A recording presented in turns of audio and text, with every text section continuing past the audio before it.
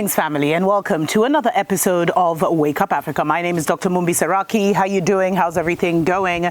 I really do pray, family, that you are well in all your ways and that you're moving into living life very much on your own terms. We really want to thank every single person who for the last 5 years has supported the channel in one way or another, either through love, through prayer, through sending us good vibes, through supporting us financially with either a love donation or on Patreon.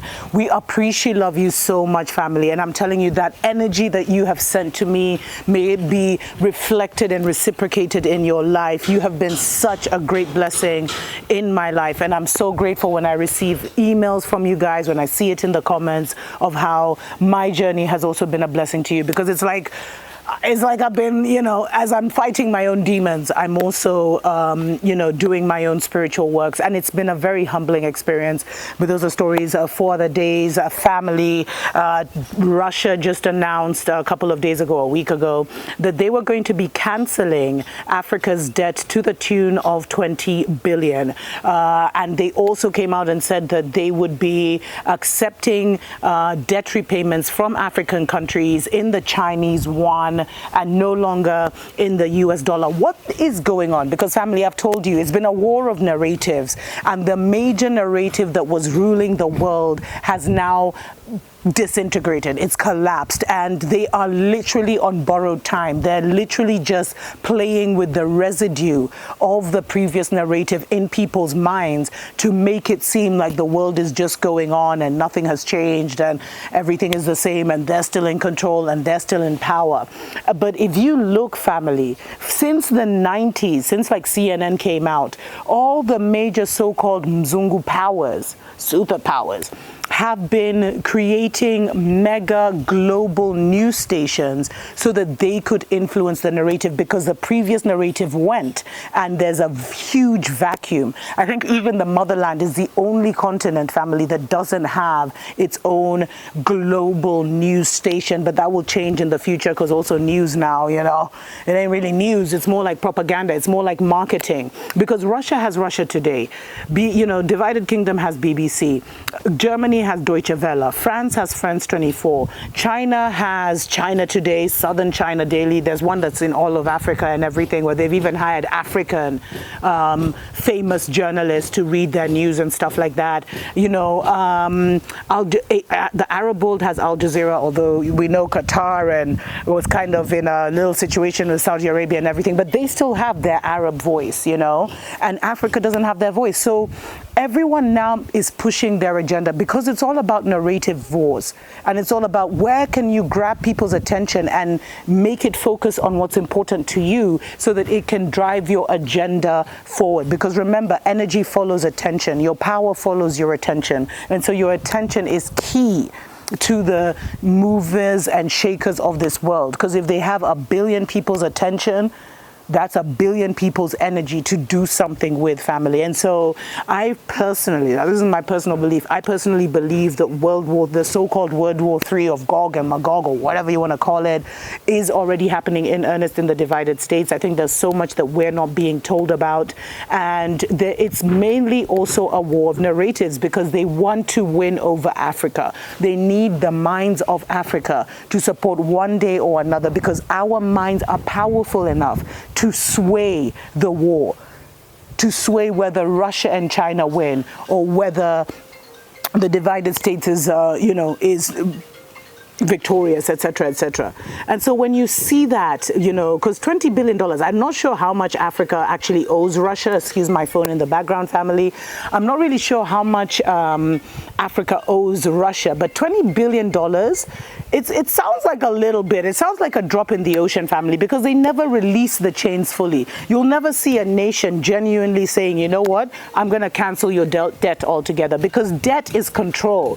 Debt is soft power. We moved from military power, although the military is still in every single country, but into now soft power, which is debt and, arm twisting you. It's all about the mind and getting you to sign all these agreements and stuff. So Russia is trying to, it's Russia and China versus, let's say, Europe and the divided states that are both trying to fight for our attention. Family, I'm telling you, every time I try to do this story, something interrupts, excuse my phone, and it's just they're all trying to get a sentimental, vibe from Africa. Of course, right now, Russia is taking advantage of the fact that, Babylon is pushing the LGBTQ agenda. They're still doing politics the way they've always done politics, family.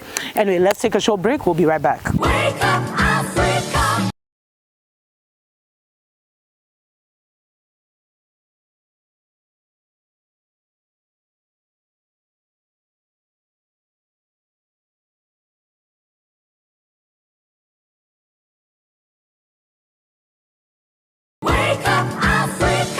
Welcome back, family, to Dr. Mumbi's spiritual show. I mean, this is a Wake Up Africa, actually. We're talking about the news. Why has Russia forgiven $20 billion equivalent of debt, of African debt, and also come out and said that from now on, they'll be accepting the Chinese yuan as the currency for any African country that wants to settle debt. And of course, that is to diminish the power of the divided states. They are trying to remove the hegemony of the potent, literally, of the US dollar, which has given the divided states so much, power, like almost narrative power, but it's all shifting and changing, family. And you see, everyone wants Africa's attention, but from where I'm standing, I'm not sure about everyone, but from where I'm standing, family, Africa's attention is more on rebuilding. Oh my gosh, there's a bamboo. Hey! Oh.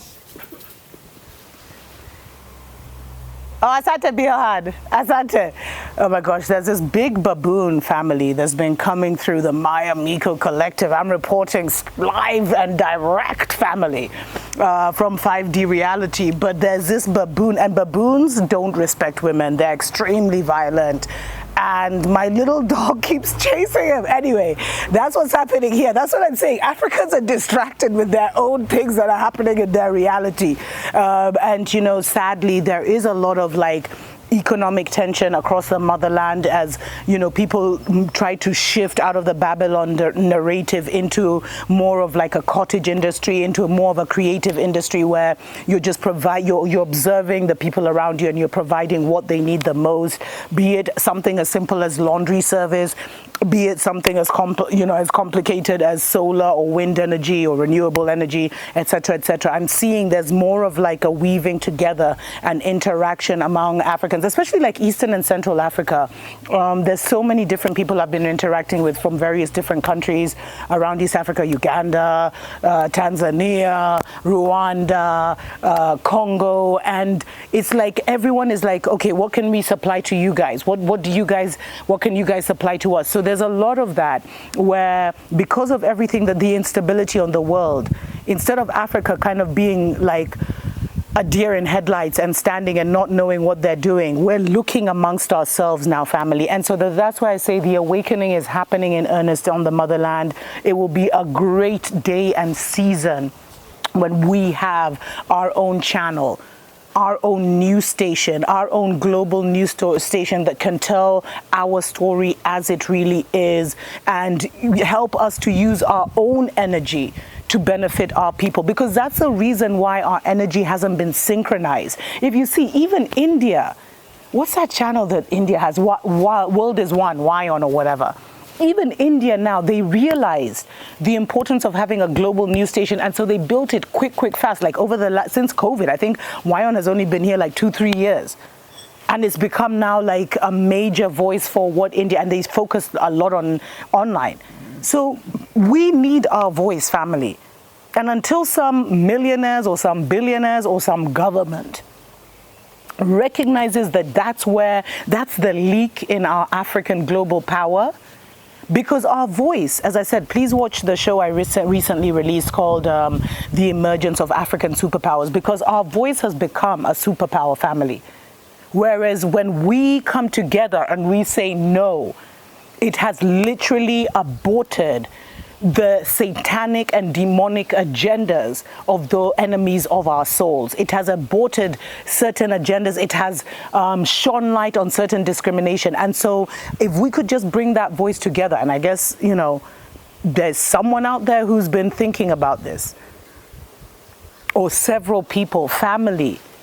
If you are serious about Pan-Africanism, if you are serious about the revival and restoration of our people, and you really want to make a contribution, then look into creating a global news channel. Why can't Africa create a global news channel like WION? WION took 2 years and now it's the dominant voice from India.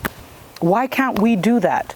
Where we're talking about global news through our lens, but at the same time we're telling our story. And until we tell our story, family, we won't be able to consolidate our power, consolidate our voice. Because right now our voice is going through foreign systems, so it gets diluted, it gets shadow banned. It's crazy because there's this, and I've talked about this before, there's this Russian website which takes the raw data of YouTube, and the minute like a video is launched, they take it and they take the raw data before all the algorithms of YouTube hit it. And if you were to check that website, family, African YouTubers are getting billions, if not millions of views. But if you check on YouTube, it's only our lifestyle shows and people who have issues who are getting those views. So if you don't see the manipulation of the narrative and understand why the narrative is everything, then you're wasting your time, family. There is no accumulation of wealth. If you have wealth right now, you'd better be using it to create an off-grid home for yourself, or you'd better be using it to advance your people, because they're about to get rid of their monies.